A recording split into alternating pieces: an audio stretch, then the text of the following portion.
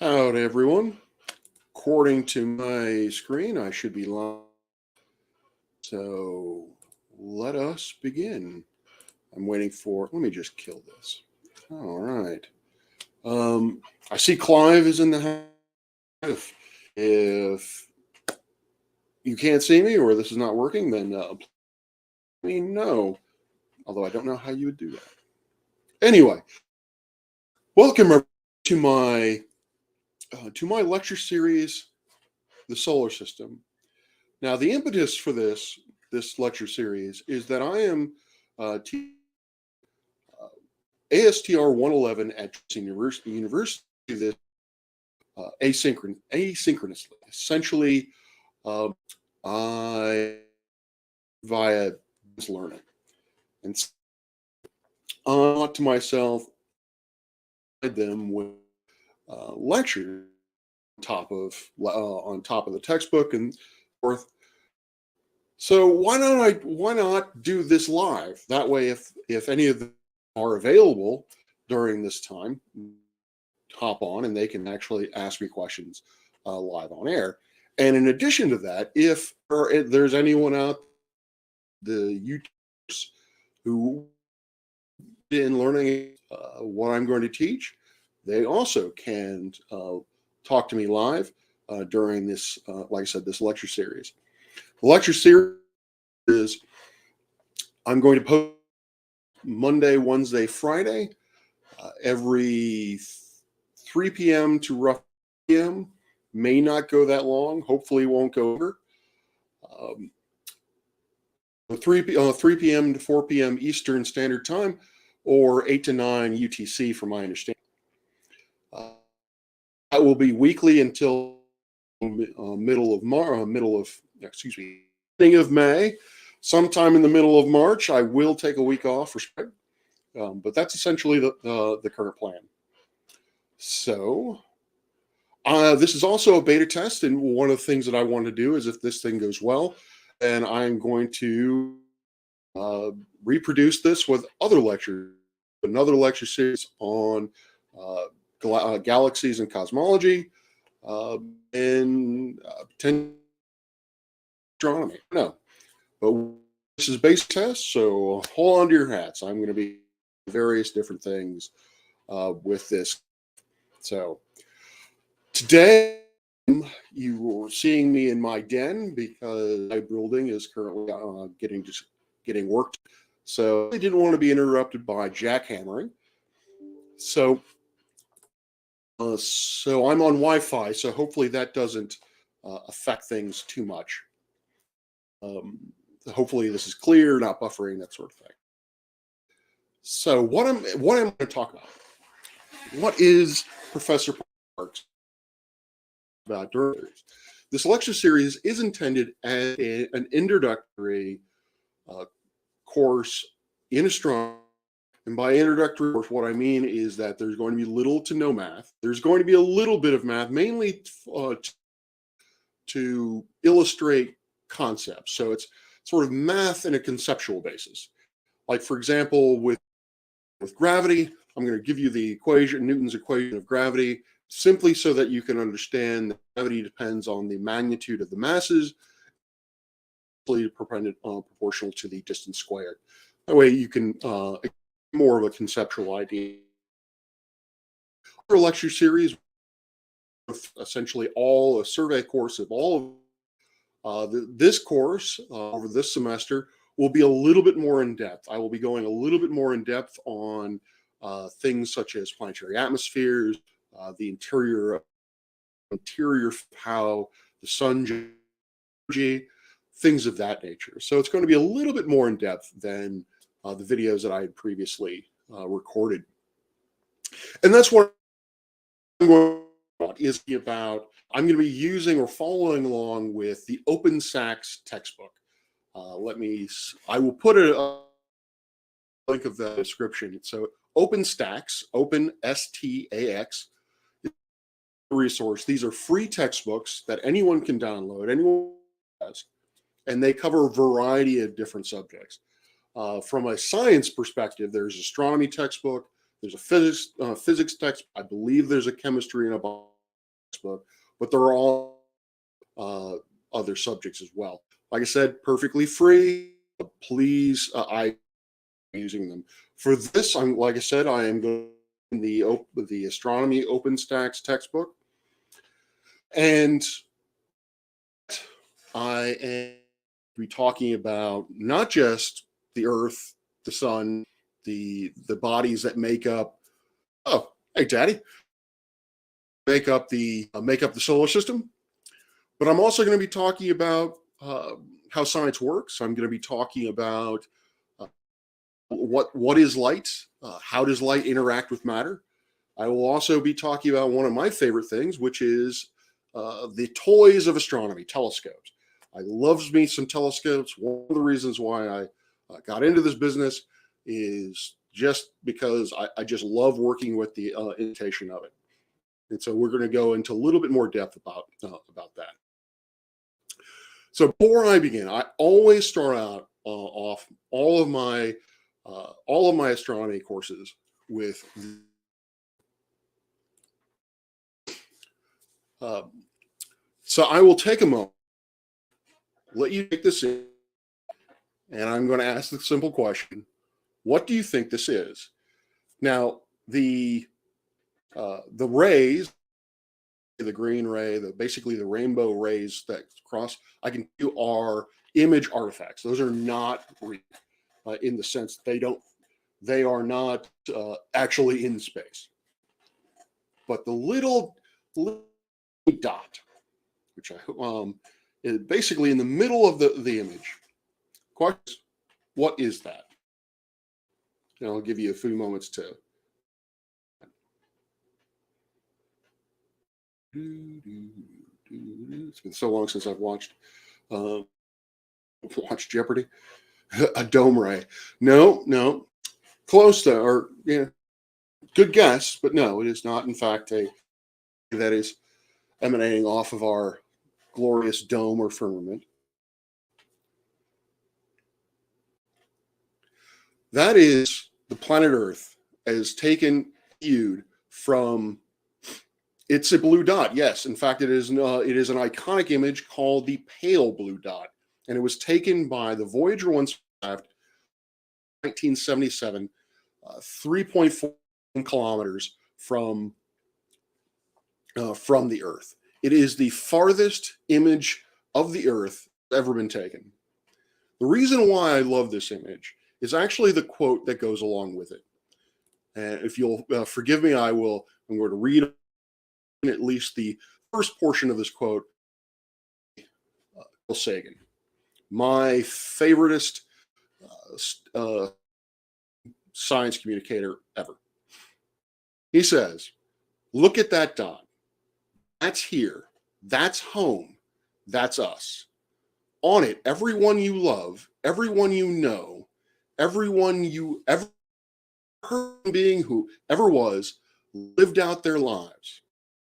The aggregate of our joy and suffering, thousands of religions, ideologies, economic doctrine, every hunter and forager, every hero and coward, every creator and destroyer of civilization, every king and peasant, every young couple in love, every mother and father, hopeful child, inventor and explorer, every teacher of morals, every politician, every superstar, influencer, every supreme leader, every sinner in the history of species live on a mote of dust suspended in a sunbeam." I've always found that extremely profound, particularly the part with a mote of dust suspended in a sun.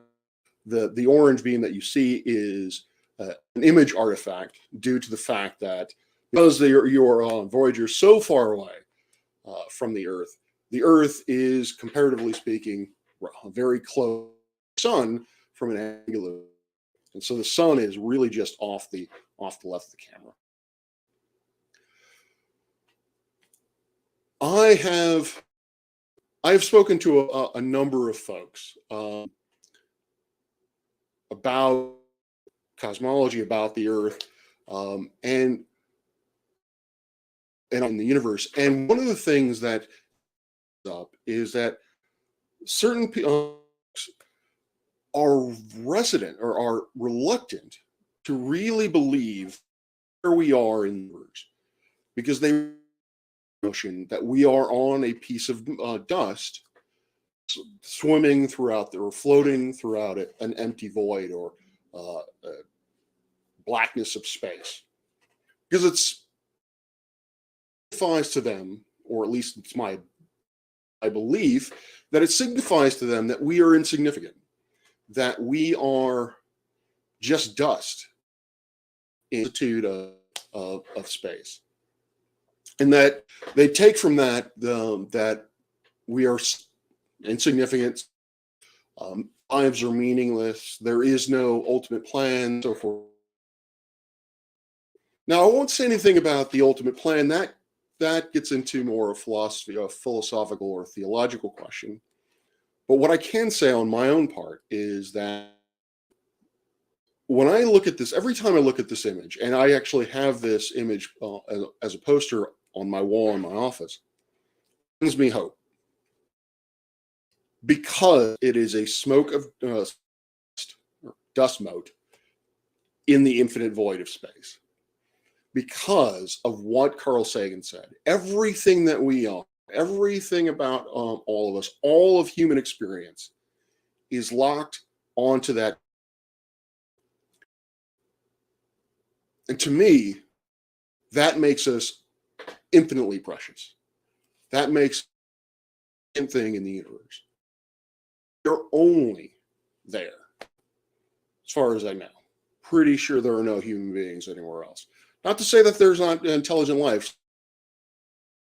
When it comes from a being standpoint, we are there. And to me, that is significant.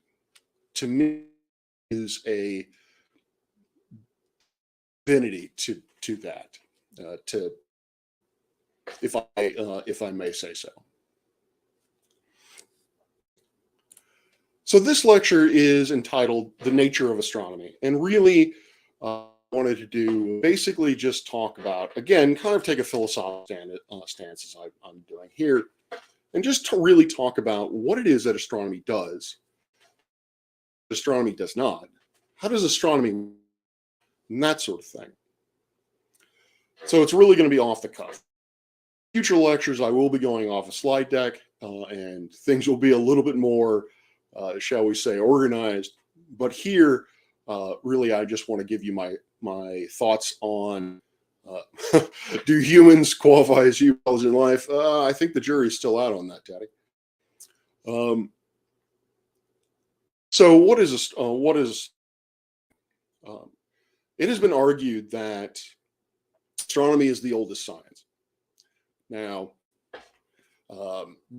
if you consider mathematics as science, I would debate that. I think mathematics came first, but it is astronomy. The science of astronomy is ancient. We know of observatories around the world. The ones that I am most familiar with are the one is the mound in Newgrange, the Stonehenge. There are a few that are fewer in that are the Mesopotamia, not Mesopotamia, Central South America. There are the Great Pyramids of Giza. Civilizations tens of thousands of years ago built structures whose clear intention was tied to the sky, to looking at meaning celestial events like so when the summer solstice happened, when is the winter equinox. To give you a specific example, the Egyptians thought that Vega was, I hate to use sacred, but it was a very special object in their astrology, as it were, because they knew that when Vega was on the horizon, when the sun rose, that was when the Nile was going. It was basically when they knew when to begin. Astronomy has very significant ties to agriculture. Astronomy, when it was born, was very pragmatic. It had a pragmatic use and a very direct impact on the everyday lives of human beings, which is a bit different than it is today. The nature of astronomy has obviously changed since those times. It has gone through various stagnation, periods of stagnations, periods of. In fact, today or now, I would say they're definitively a state of revolution, very much akin to what was happening in 1900 with the discovery of physics, the fact that the universe is expanding. I think within our own lifetimes, we will, our understanding of physics, our understanding of the very fabric of our reality, space time, or what have you, is going to be radically changed because of this little thing called dark energy, which I actually in this course, but dark energy, as far as we know at this point, comprises roughly 94%, somewhere in there, of what we can think of as reality. The stuff is the stuff that we hear 4% of the reality that is the universe. I think within our lives, astronomy will be able to answer, at least able to give us a better understanding of that. Right now, we have found thousands of exoplanets, thousands of planets around other star systems. And I think within our lifetimes, we will begin to find planets. We will begin to actually characterize their atmospheres, and we may even be able to find signatures of life, biological signatures that are what we call biomarkers, or of the presence of, say, oxygen or what have you, and we will have indisputable evidence that says these are biologic in nature rather than geologic. So I think we're definitely getting into and that's not even mentioning the space exploration, the advent of landing on the moon, possibly even landing on Mars and occupying Mars in some permanent way, mining asteroids, things of that nature.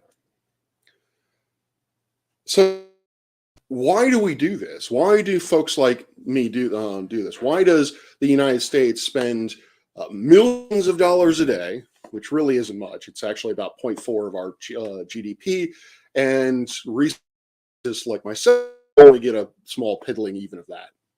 So why do we spend these millions? What is it that astronomy hopes to do? Well, I think that there are two ways of looking at it.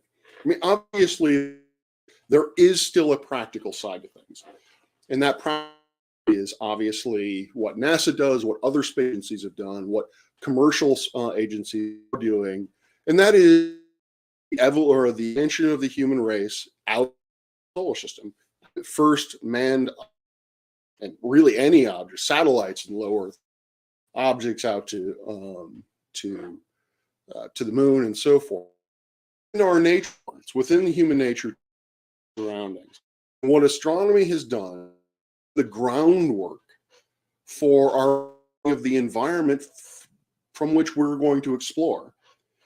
It is astronomers who first discovered that, hey, there is this called the Van Allen belt surrounding the Earth that you need to watch out for if you actually and explore things. Astronomers were the one who characterized the moon's orbit to the point that we can now accurately fly things to the moon without missing or without crashing. And it is astronomers who figured out that the atmosphere is, while it is dense, that you really have powered aircraft, in this case, the helicopter. So astronomy is what lays the groundwork for future exploration. Now, that's certainly, I think, a very uh, poignant, a very argument for what astronomers do, why astronomy is needed uh, on the local level. But most astronomy, I would say, or at least most of that isn't tied to see or have you, is curiosity, is really looking at exoplanets, looking at galaxies, um, looking at dust, things that have no immediately obvious practical applications. To that is, or my response to that is, we are the giant on whose shoulders our generations will stand. Very much like how astronomers many years ago figured out the moon, and Allen Belts figured out the moon, figured about the solar system, so that we can now explore it. The research that we're doing today will allow future we're talking many generations down the line, but many different generations down the line, that will allow them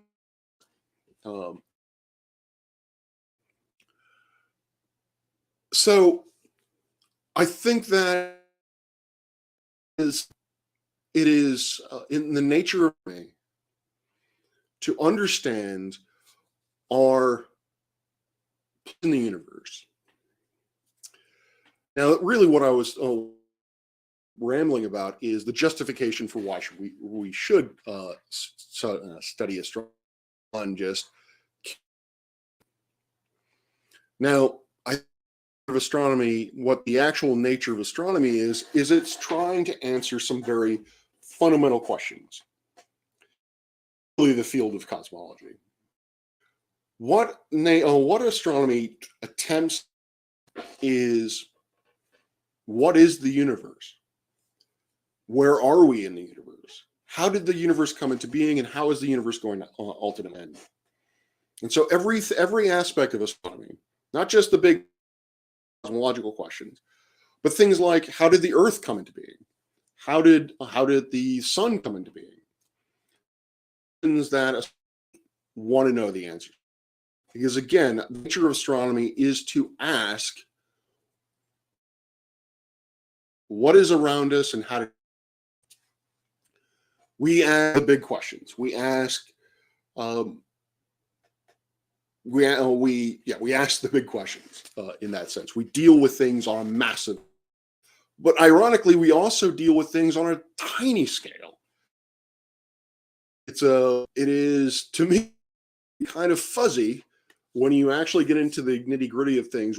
To people who work in cosmology, these folks cosmologists, or are these folks particle physicists? Because when you start talking about the very beginnings of the universe, you're just talking about atoms or protons, smaller than that, or smaller than protons, quarks, subatomic particles. I mean, you're talking about the smallest structures in the universe. And that's still astronomy. That still goes under the umbrella of astronomy, because in order to understand the bigger things, we have to understand the smaller things from which those big things are built. All of the universe is constructed from atoms. And all of the information that about the universe, hello, Tina, about the universe, about astronomy, comes from about just an apocryphal number, I'll say about 90% of the of astronomical knowledge comes from the study of light. And that study of light, so it is very important. That study of light or that information, how that information is brought to us by light, is how that interacts with those very small particles within in the. And I'll get that. I will definitely get into in more detail as we go forward. Go with that. So yeah, I think that's what I want. The overall subject, the nature of astronomy, the nature to ask these big questions. It figure out how things how being. Now, one of the struggles that I don't know if I already said that. One of the struggles that it has is put the laboratory. We obviously can't put the Jupiter to find out just how much it weighs. We dive into the center of the sun, exactly how the nuclear fusion in the center of it works. And so one of the things that is that it requires a certain amount of curiosity, requires a certain amount of problem solving that I don't really find in most other sciences. Obviously, I'm biased, but the, because of the uniqueness of the fact cannot really, for the most part, we cannot tangibly manipulate what it is we actually study. We can't make experiments within within our laboratories to um, ch- um, change. We cannot change. Sorry, I got distracted by the chat. We cannot construct experiments to manipulate these things. We have to come up with ways to figure out how it is we know the center of the sun has to be around 10 billion Kelvin in order to generate the nuclear fusion. Hey, Chris, the nuclear fusion that happens inside. And so, one of the things that I think the nature of astronomy, and particularly the nature of this course, is while all to know that astronomy, I want you to learn. I want you to hopefully develop some kind of interest or even passion for astronomy. Those are things that I'm hoping for. But really, my core goal is to teach folks how to think critically. Is to demonstrate that far more complex, far more interesting than what we can sense with our own eyes, ears, and fingers and touching. And to be curious about if there is a question that I don't know, and there doesn't seem to be a direct way for me to the answer. How can I how what kind of experiment, what kind of actions can I take to get to get to the answer? So it promotes, if you really look at the way that we come up, or the way that we have come up with these things, and hopefully in these lecture series I will really try to emphasize that of how we actually came up with the information that I'm going to be sharing with you. Look at these methods and realize just the amount of creativity and innovation that has gone into these answers. Now, the last thing I will say before I officially end the lecture and have a chat with folks is the next lecture I'm going to be talking about the nature of science. And I've done a couple of these lectures in the past, and you can try to go through my YouTube videos. Don't forget to like, share, and subscribe. And you can find a couple. So I have talked about this before, but I'm going to talk about it again because I think that it is a subject which needs to be on. Because in my experience with there are folks who reject the idea of what science is, or who don't know what science is. And so I'm talking about that specifically, is that astronomy, or that science does, and what it says, and what it does to astronomy. Is I have found that I've read, there's a connection between astronomy and religion. I myself am a religious person. I am Christian. Told many people what my faith and my science inform each other. I go to the Bible, tell me how the earth was formed. I do not go to my introduction to astrophysics, of modern astrophysics, to figure out how to live a moral life. Hey, Blue. But there does seem to be this connection.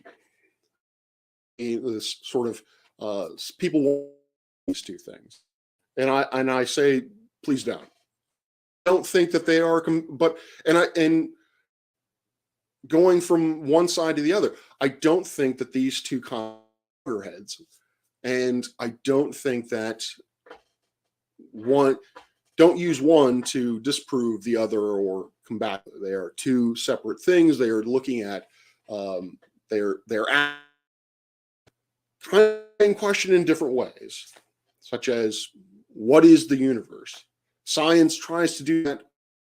Science wants to describe things in a how. Science will tell you, science is simply a description around us. How does it work? Based on previous observations, what have for us? But science is not absolute. If someone tells you that the universe is expanding and is 3.8 billion years old, and to expand at an infinitely increasing rate for all eternity, and that is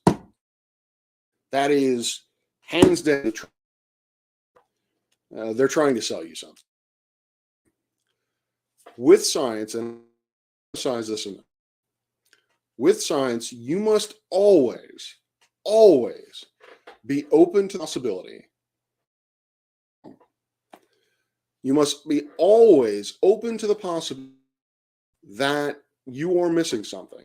And for me, that is the most exciting part. That is the best part about science. Because if you take an absolutist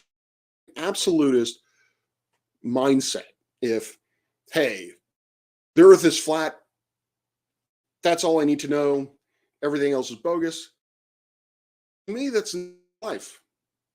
Because to say that is the only thing that there is, to say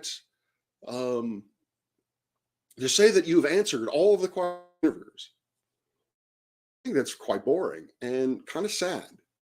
I am waiting for the day. I am hoping that I live long enough for someone to come around and basically said, relativity, a fantastic idea, but it's wrong. I'm hoping that happens.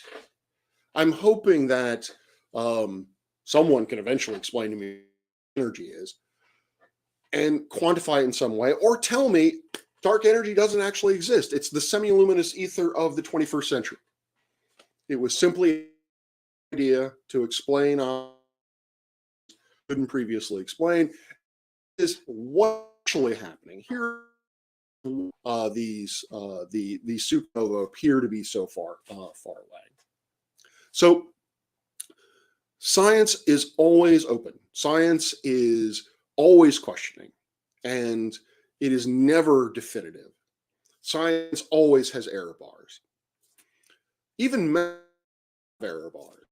But there's always some amount of uncertainty. So I think that with science, you have to You have to really, like I said, but as my mother, you don't want to be so brain falls out. I mean, there are pretty obvious, or that space, Earth is not flat, that sort of thing.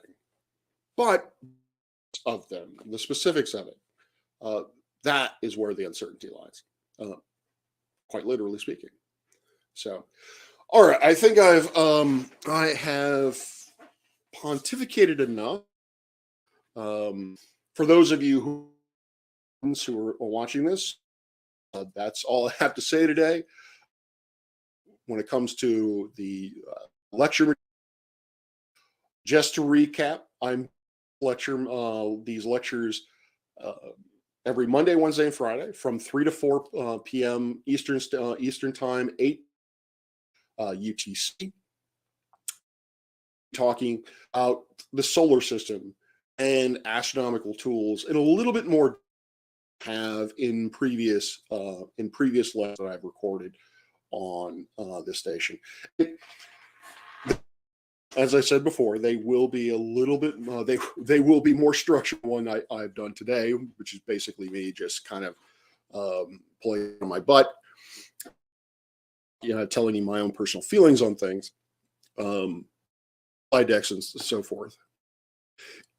The textbook that I'm going to be using is Astronomy, second edition, OpenX. I will be putting that into a link in the description. If there are any out there who is not signed up for my ASTR 111 class, and you're interested in the homework assignments that I give, if you're interested in looking at the final exam that I'm going to be posting, let me know. Email me. I believe my email is in my channel description. Just so you know, my personal email is parksj762@gmail.com. Please feel free to email me any questions, or and I will be glad to send you any reviews in this class that you would not be able to access. So I want this lecture series to be as accessible to anyone who wants to. Email me questions. You can put comment or questions in the blah blah blah. That's what it is. With that ado, I think I will spend the next half hour or so just BSing with folks in the chat that I know from my other endeavors. Again, be sure to like, comment, subscribe. If you support me, I feel obligated to do this. If you feel like you want to support the outreach that you at George Mason University, you can become a Patreon of mine. All proceeds go to that effort. They go to basically paying our tour guide, equipment, so please consider that. All right. With all that saying, I really get back. I saw that Gary was here. He is here. In the beginning, God created the heavens and the earth. God created the sun, moon, and stars on the fourth day and set them to be signs, seasons, days, yada, yada. Basically, he's quoting Genesis. Great. That's awesome. As I said before, the Bible, I don't believe should be taken literally. And I also think that the Bible should be left. It should be left out of astronomy. Galileo, maybe this might be an apocryphal quote, but Galileo used to say, you should take everything in the Bible literally until science proves it otherwise. Galileo was also a pious Catholic. Great. I appreciate you have that belief, but my professional opinion, in my religious opinion, please keep the Bible out of astronomy. Place there, as astronomy really has no place in theological debate. So, yeah. Oh, and Gary, McToon, I would love to debate you about astronomy or about astronomical amounts, that sort of thing. So if you're here or if you've continued to watch this, please get in touch with me, and because I would really love to this notion that telescopes cannot track down the horizon. Yes, they can do it all the time. Well, we do it all the time. So best to ignore, Gary, is nothing worth. I don't know. Maybe. So how are you all? How are you all doing out there in YouTube land?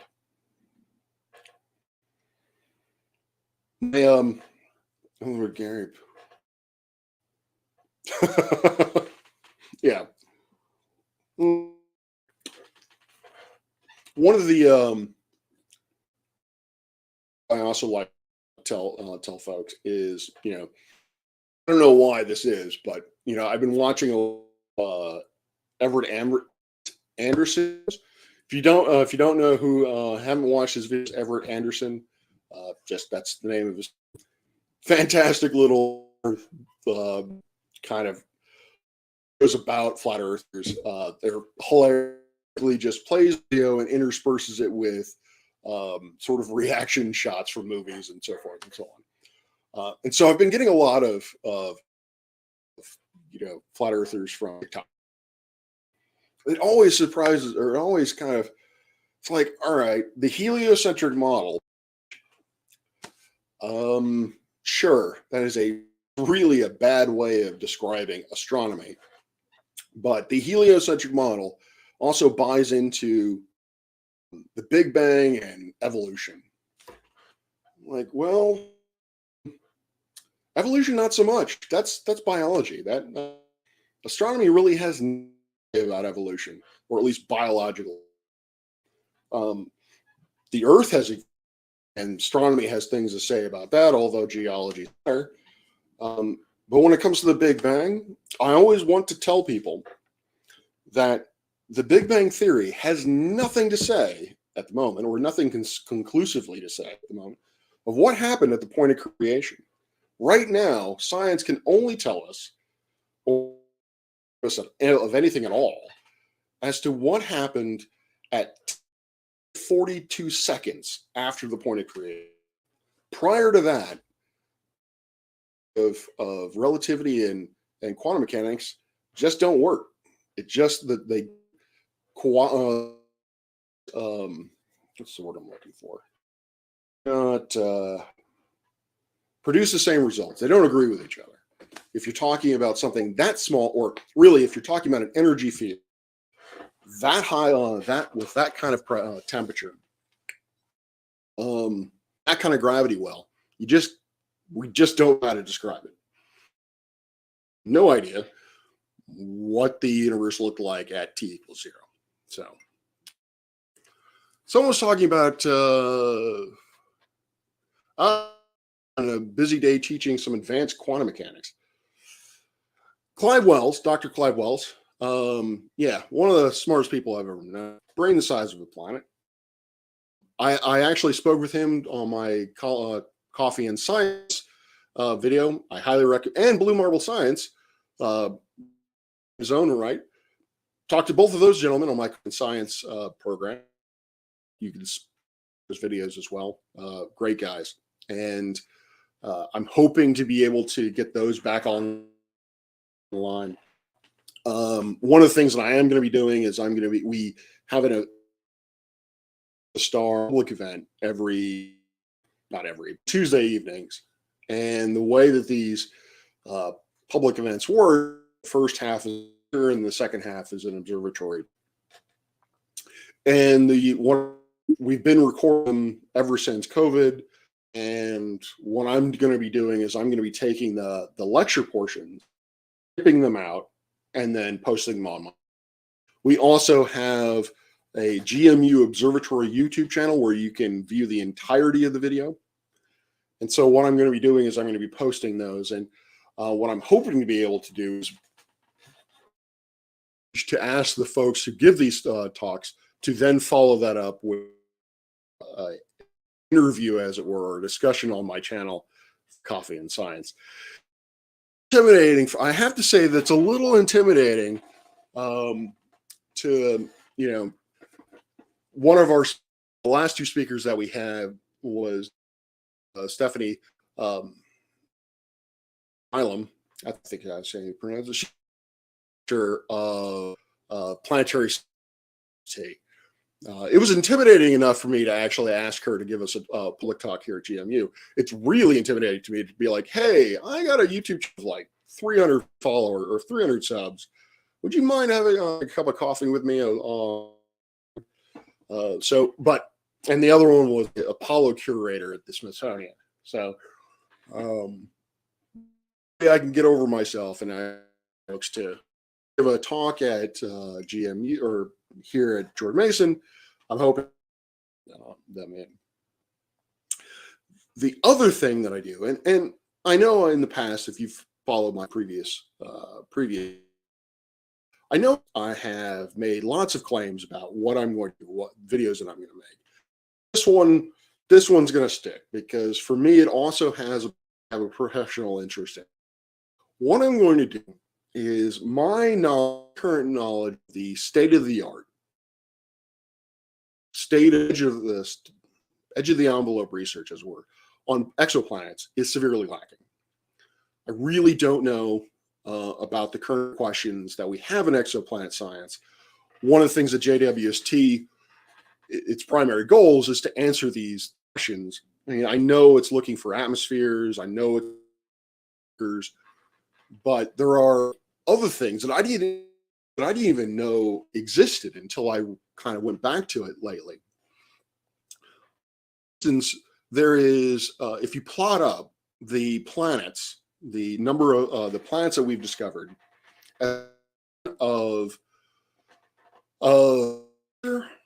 in relation to, well, really, actually, I think it is it's as function of, what's the word I'm looking for?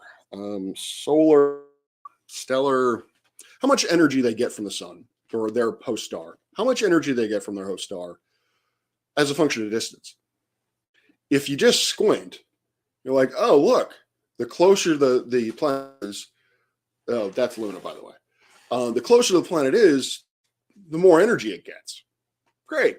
Yay. We have quantifiably said what we pretty much thought was going to happen anyway.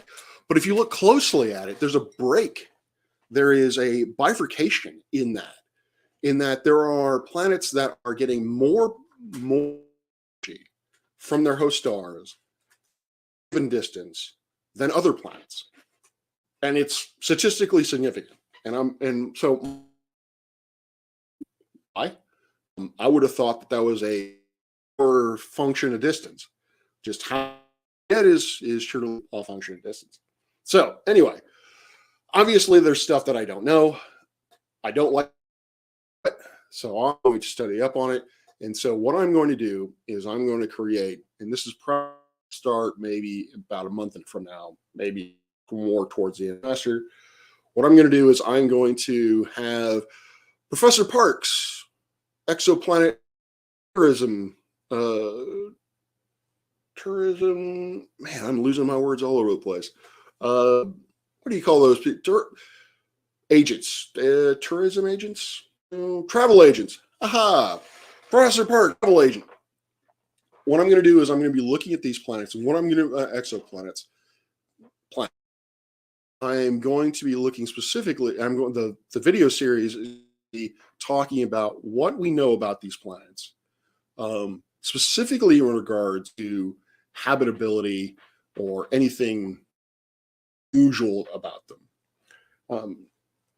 Because I don't know, again, an open question that I don't know, is we've got all this data. We've got all this data. And I think at this point, we're starting to get lost in the forest. We're not seeing the individual trees for what they are. Sorry, we're looking at the trees so much. We're not looking at the overall forest. I think there is plenty to be, there's very fundamental to be learned from looking at all this as an ensemble. And I don't know. So Gary, why bang me? That's a new one. So yeah, I really, really wanted to do on top of these lectures. So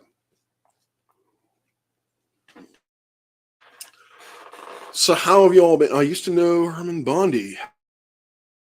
Steady state model. Yes. He knows. Yes, heliocentric is consistent with both. Like I said, the calling astronomy the heliocentric model really is I just kind of an absurd way of referring to astronomy, because it actually goes into one of the problems, and I'll somewhat talk about this on Wednesday. About this when I've talked about is that there is an anthropomorphic bias that we have seen when we first first came out of astronomy. We thought, hey, we are the center of the universe. The planets and the sun go around in perfect circles, and they're made up of this ether, yada yada. But we were the center of all things, and obviously we have shown that that's not the case. Then we decided, all right, well, the universe, the entirety of the universe is the Milky Way. It looks like a cheese box, and we're at the center of that. And then Shapley came along and said, all right, we're not. We're about.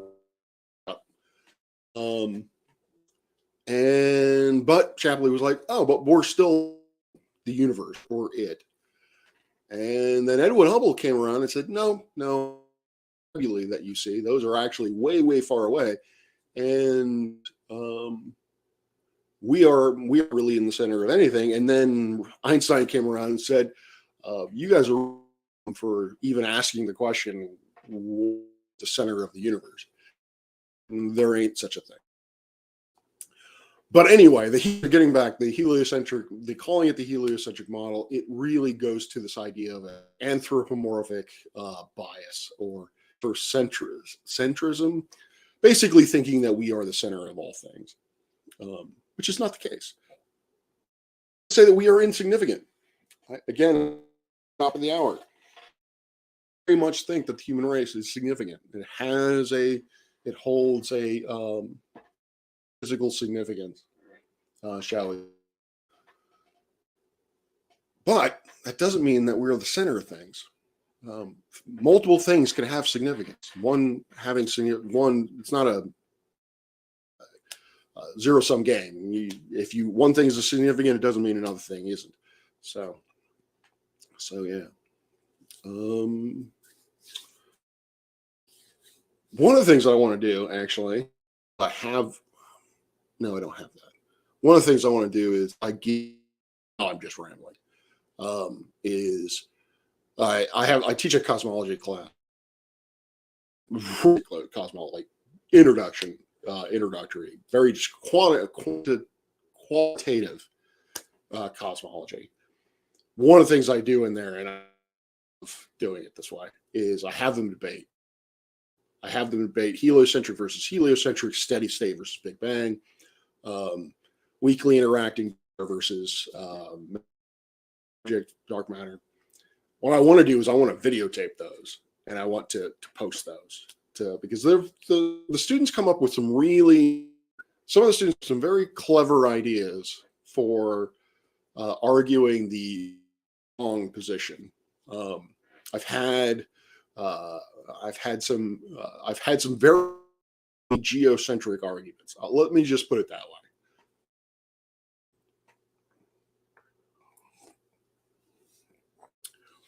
Yes. One of the questions, spilling coffee all over myself. Clive, are you aware of something called the axis of evil? I think SE Montreal brought that up to me, and I didn't really have a good answer for it. I actually didn't even know what the hell it was. Apparently, is some kind of isotropy within the CMB. Why it's called the axis of evil, I have no idea. The only axis of evil I know is, George W. and his whole North Korea, Iran, and Afghanistan, I think.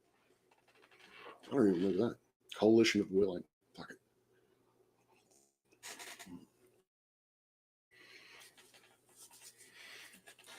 But yeah, if you, Clive, if you know what the axis of evil is, or if you've heard of it, I've not heard of the phrase in an astronomical context.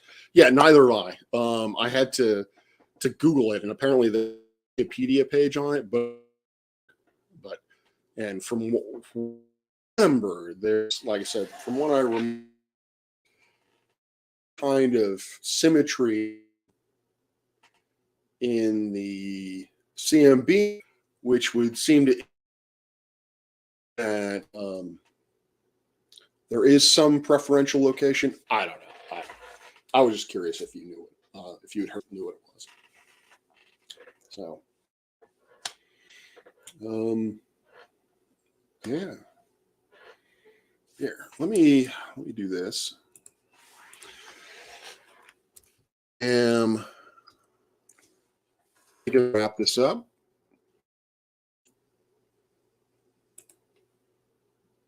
Real quick, but what I want to do, paste. Hopefully it'll let me do this. Yay. That is the, I hope I just sent out the page for the OpenStax, or the completely free astronomy.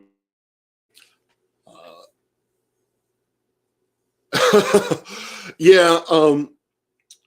Yeah, I knew it wasn't going to be right, but what I really wanted to know was, I mean, he really kind of pressed me on it. I was like, I have no idea what you're talking about.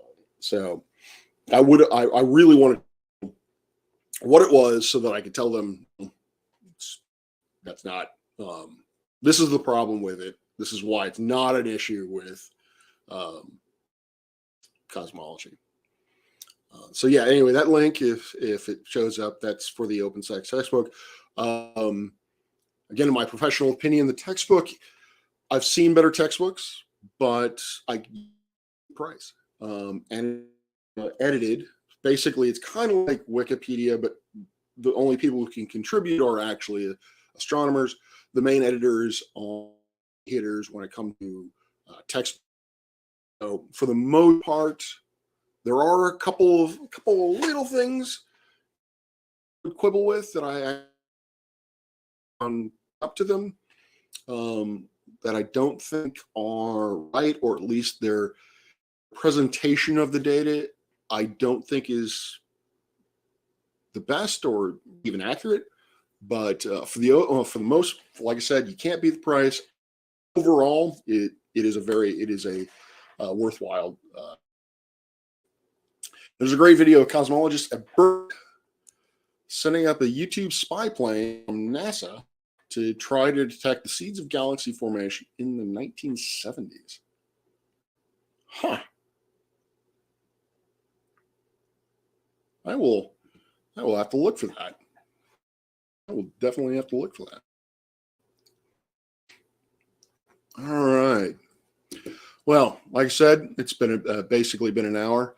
I end this now. As for the third time, I will be doing these live streams every Monday, Wednesday, and Friday, talking about solar system. Any questions, please feel free to email me, put it in the chat. You know, if you watch this, which I encourage folks to do, you can ask me things. I will then put the questions up, like show like that, and then I can answer them and go from there. The dipole, okay. Yeah, I wouldn't think that they're. Yeah, I wouldn't think the resolution was going to be good. All right. Yeah, so I'll see you all. Blue, I'll probably be. You'll probably on your Discord channel more often.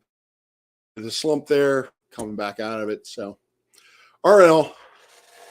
Clear skies. Peace out. Thanks again for being here. It means a lot to me.